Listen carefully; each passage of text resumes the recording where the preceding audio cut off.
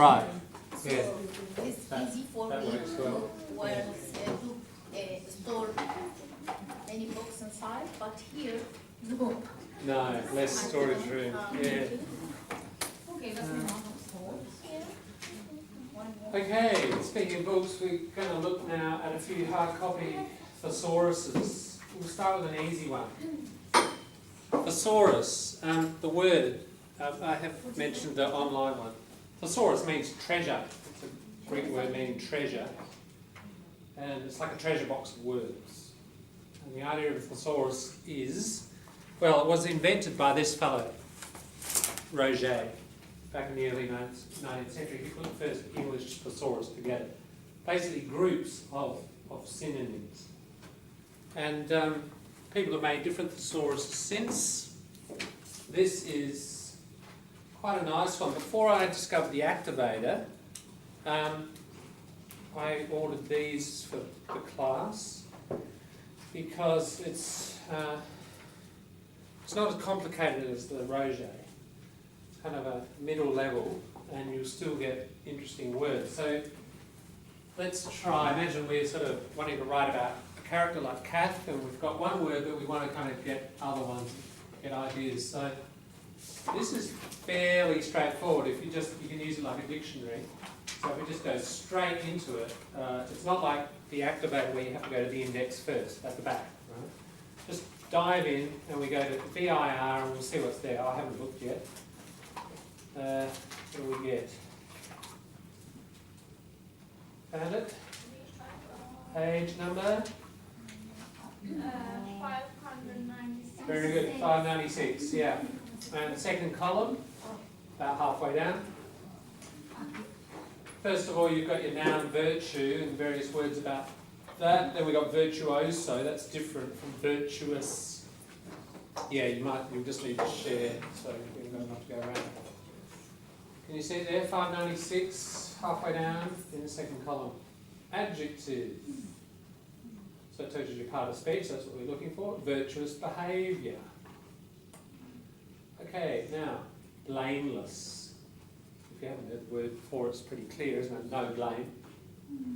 Now, notice what happens. It's nicely organised. I like this for a number of reasons. One, if we look this up in a minute, I'll show you what we find in Roget. We find about 30 or 40 or 50 words. Just this huge avalanche, like it's a waterfall of words, and it's like, oh, too many, probably, for most non-natives. I mean, as you obviously get better, it'll get more manageable, but it can be a bit too much, and even for natives. So what this person has done, it's Anne Knight actually, the woman, she's an Adelaide linguist, dictionary maker. She's done a good job. She's selected not too many words, like, about 10 or so. And the nice thing is that she's got a collocation at the beginning, like virtuous behaviour. And each one of those words you can take out that word virtuous and we can put the other word in and it works perfectly as a collocation. She's done this with every single entry. So, blameless behaviour. Chaste behaviour. Chaste is more like on a sexual level, like being pure. Decent behaviour, ethical behaviour, good behaviour, high-minded behaviour, honest behaviour, honourable behaviour, moral behaviour, pure behaviour, righteous behaviour, saintly, very extreme virtuosity. Unimpeachable. When you're impeached, you're like they do it with US presidents. Nixon was impeached. He was accused, basically. Impeached is you're accused of wrongdoing, and he was brought before a committee and charged and so on. Upright behaviour. So see how all of those collocate with the word behaviour? You probably know most of those, and that's the nice thing about this level. It's a student thesaurus, so I would say this is sort of like year 11, 12, maybe beginning university kind of level for natives. It's a native to native resource. It doesn't have all of the guide and support that the activator has. The activator is very much for non-natives, isn't it? And you've got issues or explanations about countability, or is it formal or spoken and all that sort of thing. The native, even like later adolescent, tends not to need that. It's just got the words with no example sentences or anything. So as a result, you probably but it's not too many words, but there's not lots of example sentences. The reason now that I use the activator is it's got a broader level of support. You've got all those examples, the collocations, information about prepositions and countability and all that stuff. Can we use this on the binding exam? Yes, I'll bring some in. Because I found this dictionary a lot easier to use than the previous one that I've used. And yeah, this is not a dictionary; it's a thesaurus. Thesaurus? Yeah. So you won't find any definitions in there, will you? No word meaning. But it's a kind of it's a synonym dictionary, yeah. And it's kind of, as I say, it's the middle level. It's not too many words so that it overwhelms you, and it's not too few words that don't give you much choice. So out of those words, some of these words might apply to calf and some might not. Let's have a think. What words out of those would you say capture calf? Not really suitable, is it? No, I agree. Decent. Yeah, she's a pretty decent character, isn't she? Yeah. And ethical. Yes. Yeah. Moral. Decent words and Yeah. decent. Decent. Decent's like moral, you know. Kind of good behaviour, honest. You know. She was very wise woman. Yeah. Well, yeah. Now that's another meaning, isn't it? And I would agree, she is. And that would be an interesting one to look up. Let's do it. Wise. Righteous mean honest. Righteous. Which one? Righteous. Righteous. Righteous just means like moral. Yeah, it would include honesty, but just following moral principles, doing the right thing all the time. Righteous. Let's look up wise. It would be an interesting one. W611. Okay. WISE. Yeah, okay, interesting. We've got a bigger list here, don't we? Halfway down, second column.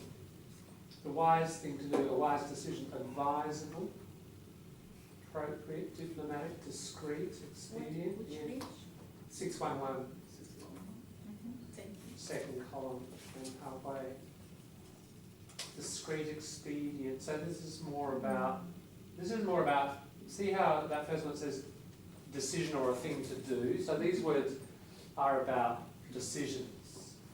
Expedient, judicious. Some of these are probably getting unfamiliar. Meet, that's an old use, not meet somebody, but very old word. Politic, proper, prudent, right, sensible, shrewd, smart, sound. Opposite. You get one or two opposites that include stupid or unwise. Now the next one is what we want, a wise person, because we're describing character. Astute, yeah.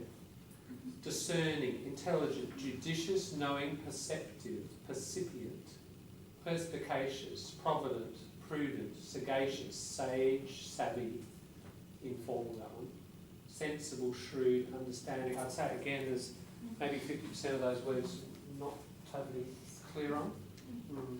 Savvy means knowing something well. It comes from French, savoir, to know. I heard it from in a movie, the savvy means understand.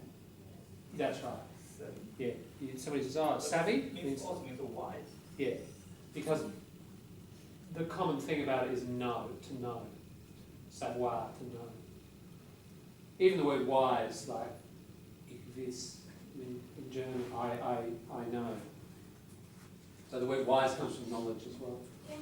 Yeah, so any of those words, quite a few of those would apply to Kath as well, but not number 1 section. And number 3, where ignorance is bliss, disquality to others, enlightened, erudite, informed, knowledgeable, learned. That's more about education level.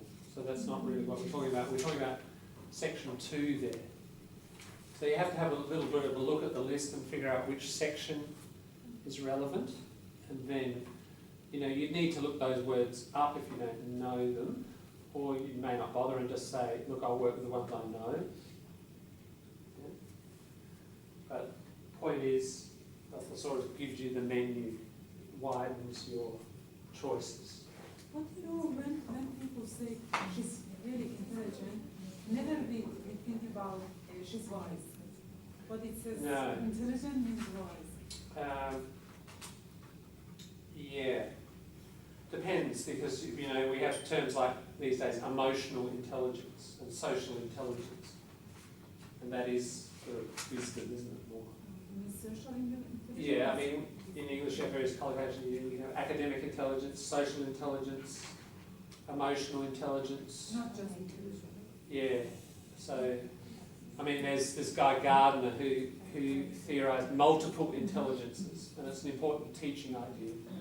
That you don't think of kids as just on one scale, you know, good at maths, or there's linguistic intelligence, spatial intelligence. Some kids are very good at sport and using space, musical intelligence, linguistic intelligence, Mass intelligence. social intelligence, and in a group you'll have, you know, lots of people that are really good at those different intelligences. What do you mean, And the education system in Australia tries to recognise all of those intelligences and not just the sort of conventional, traditional intelligence. blameless, when the woman blameless became blameless, I found, because this is my personality, I am blameless at all.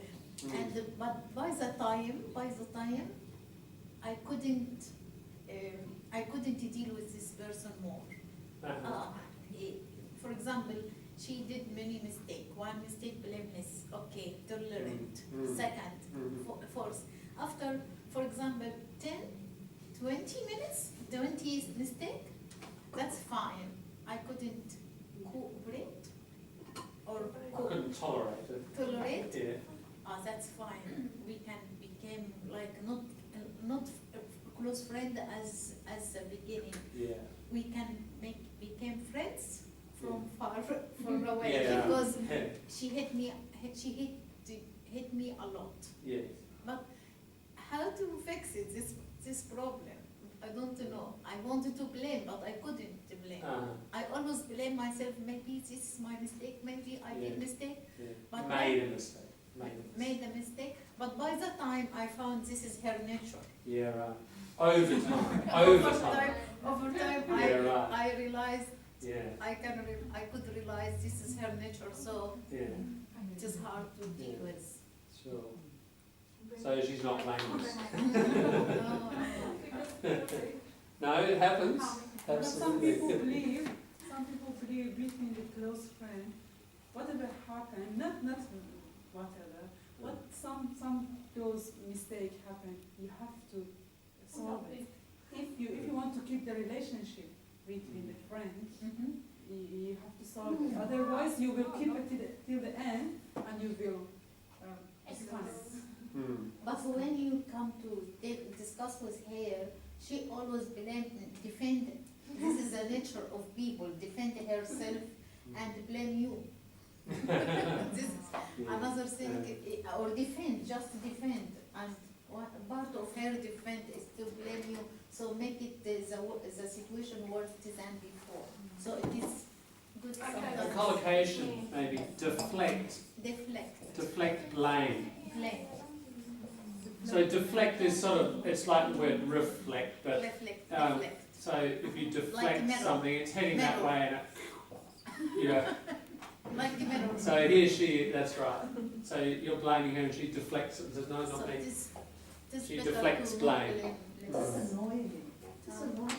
Or when John deflected to you, returned it to you, if they That would be you blame- reflect directly, but we don't use that as a collocation.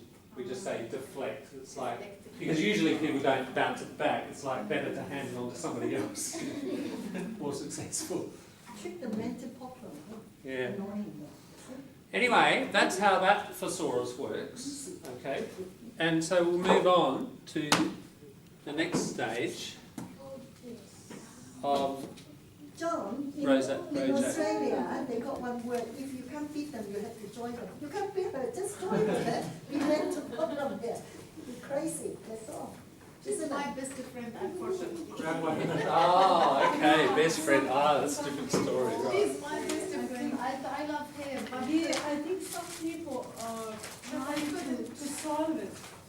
Right, so if she's your best friend, you have to live with that, don't you? I think it's cultural. Sometimes we cannot just leave it. But maybe, I think I realized, Lynn mentioned, I realized that between Australian, when they cannot tolerate, even with their mother or father or parent or the husband or wife, they will leave.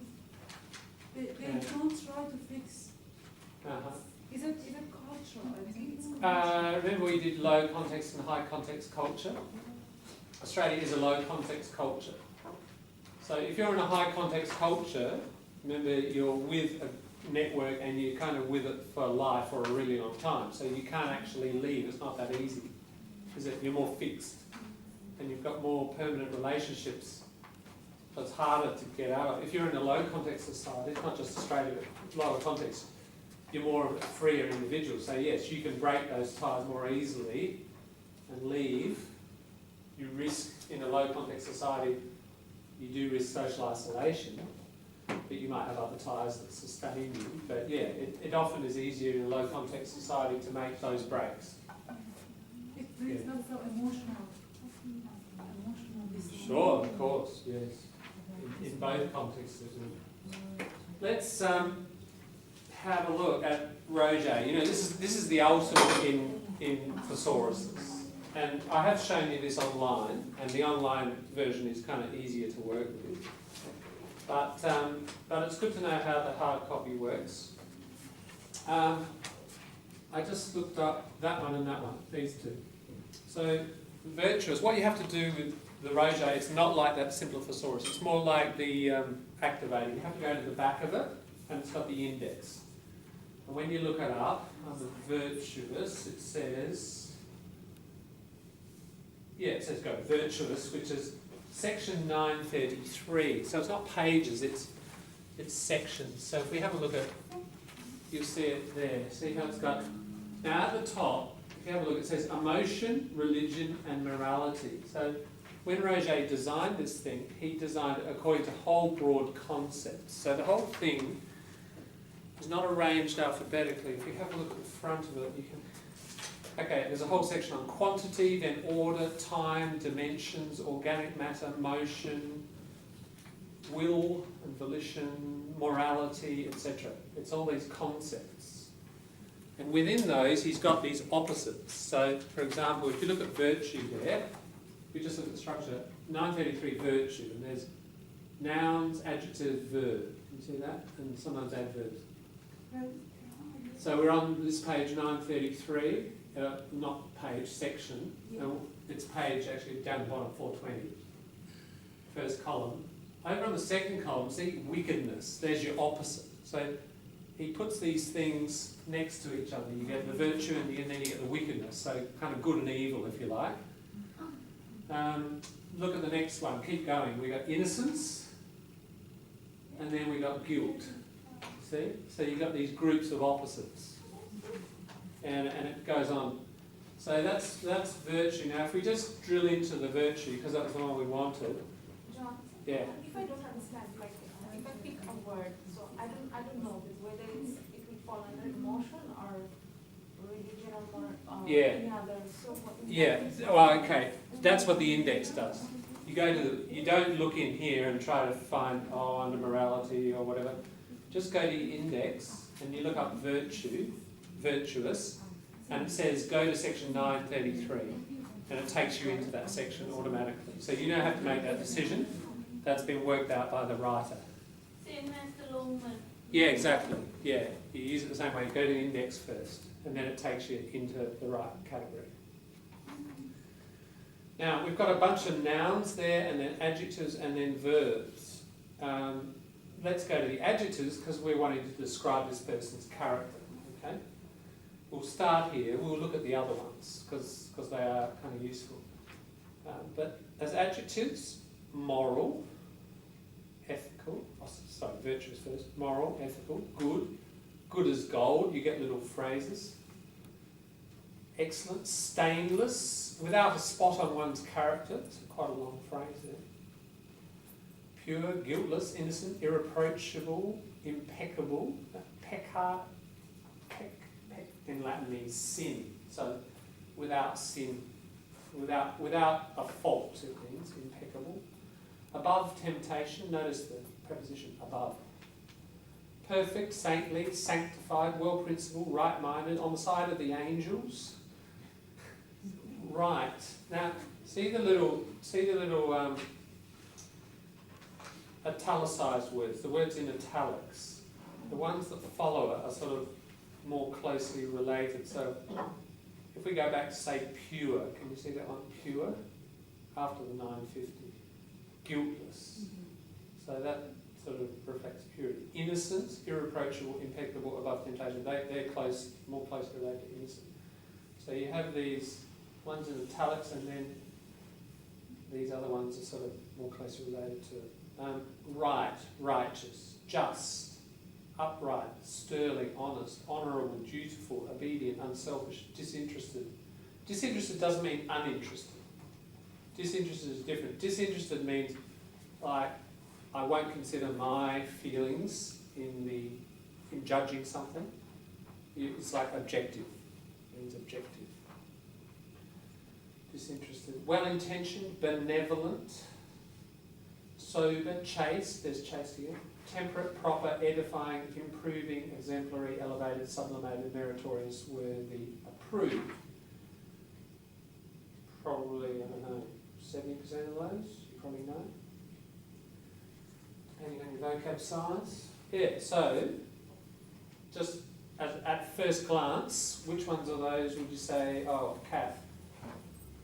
Anything jump out at you? Unselfish. Unselfish, yes. Yeah. Scholar. Upright, yeah, morally upright. This is another from my opinion. Scolding, telling off. Yeah, okay, that's an interesting one. All right, that is a separate point. Separate. But Not but it's an interesting. From here. No, not from here. But it is an interesting one to include it out there. Yeah. Right-minded. Right-minded, yeah. Elevated, try to be. Yeah, kind of higher, if you like, than some of the fairly low behaviour in the party. She doesn't engage in that, does she? She's kind of higher. Dutiful. Yes, she's pretty aware of her duties. Obedient. Obedient to, yeah. Well principled. Unselfish. Yep. Well And, you know, some of the feminists might even, in the group, might even say, oh, too obedient. You know, needs to break out more as a woman, liberate herself a bit more. Yeah, so even, I think, you know, words control thinking as well. So looking up new words often gives you, oh yeah, you know, we start thinking about obedience, saying Kath and how obedient she is, and then we have something to say about that, about her character, you see. So thesauruses are good for kind of opening up your thinking as well and getting creative with your ideas. If you just take 3 or 4 of these and think, is she this, is she not? Yeah, and then you'll probably come up with ideas and statements that you want to make around those words. Fault on the right side. What does it fault mean? Fault on the right side. Falls on the right side? Is that the name? Where is that? Fault. Ah, that's above. Sorry, that's in the noun section. A fault on the right side means like, as it says, the one before it, a good fault. So, you know, somebody might, you can have a fault like, you know, somebody's dishonest, but that's usually negative. But you can have a good fault like, I believe people too easily. I trust people too easily. It's good, but it's kind of a fault as well. So that's the idea of a good fault or a fault on the right side. So what if we jump down to verbs? Because there are different ways of describing characters, and we can do it by saying she's this and she's that and she's this and that, sure. But there are other ways. We can say what she does and, you know, how she behaves. And so the verbs will be probably more appropriate here and useful.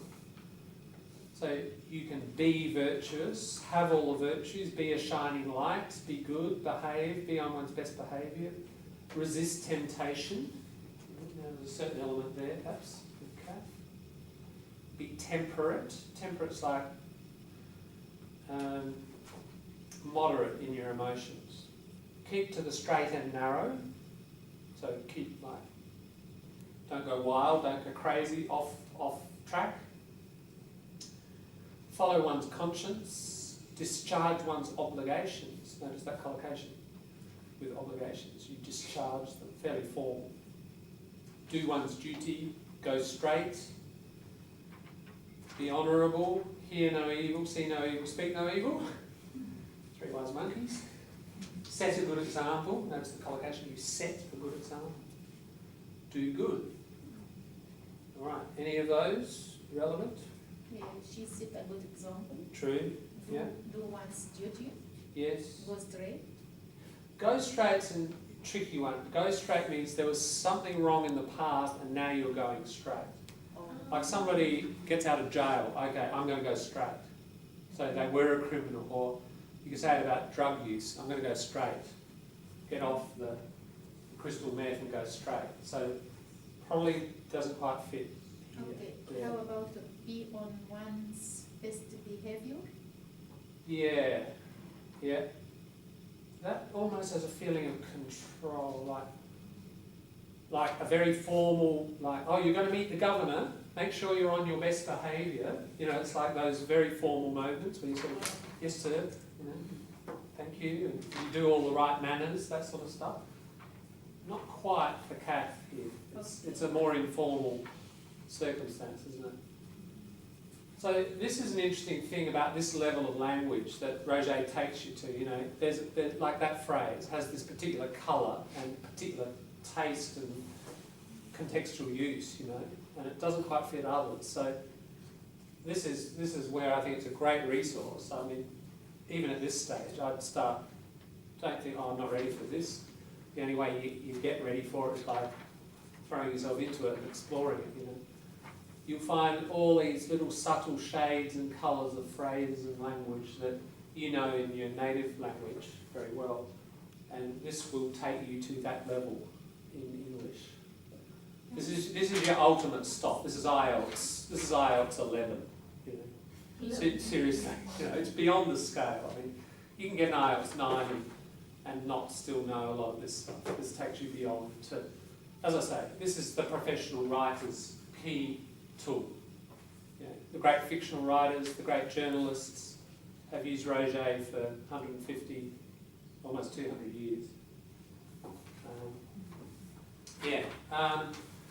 Of course, with each one of these words, there's the collocations around it, isn't there? You don't get your example sentences. This is where you start needing to combine your resources. Like, for example, say you say, Resist temptation. yeah, there's a collocation already given to you, that's true. I was just thinking of a single word like, let's take another one before it, like one of those earlier ones. Even if you just said dutiful. Dutiful. Okay, so you want to know how to use that? Well, I'd go to just the word, throw in dutiful, see what collocations come up. Right? And, dutiful behaviour. Dutiful response or whatever, and then work with the collocation. Open it up even. Remember how you can get in and see examples with the collocations? Have a look at a few sentences, how it's working. Then, okay, dutiful behaviour, that's the one I want. Try to write it. So you'll need to, this is the problem with Roger, you get no extra support. It's not like the activator where you've got the example sentences and all that stuff given to you. But it's got this other real strength that if we got the activator and compared the number of words available in the activator to the number in Roger, this is a much bigger treasure box, isn't it? Many more gold coins and diamonds and so on in this treasure box than the activator. Simply because the activator spends probably 3/4 of its space explaining and supporting and describing the words. So the activator, ultimately, over a few years, you'll find the activator, probably you start to realise its limits for you, and you'll need to move on to Roger.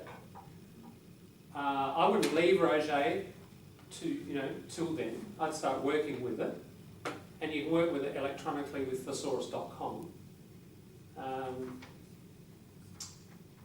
I'd use them both. We have an app too.